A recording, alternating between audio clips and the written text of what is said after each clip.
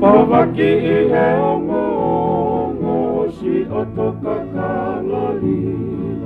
Hei lala o whangatonga ko auni ko kafu. Koe kakalani ia o ko kei malawe loto. Kola sisi o tohi ngoa I here ko I whakaahu.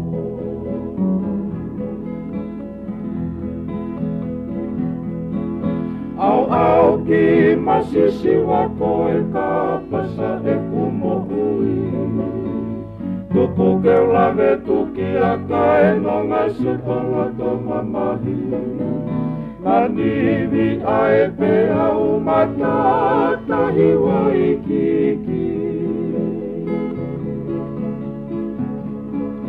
A ala pe a whakalata lo se oi halaka piolani.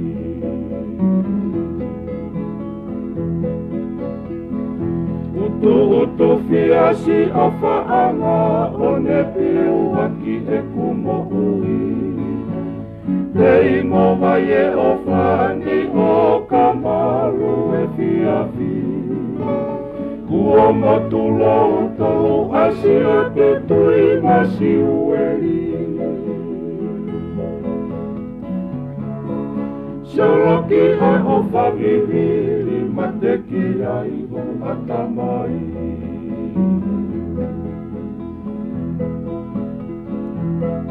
La ofi e mo uini o mana tuki sai one. Si vai mahanga whakamohu I hokula umari e.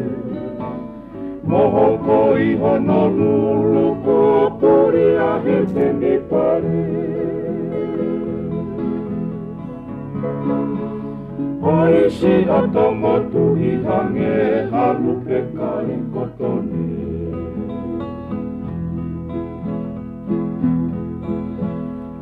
Au fua a te furi I e pae ma oe ofa. Malawe loto ia te kita si I matangi taurua. Si oto si weri ko ula kua kolo si e he ofa. Kiri kiri te fua he ika I ngalo I hakuonga.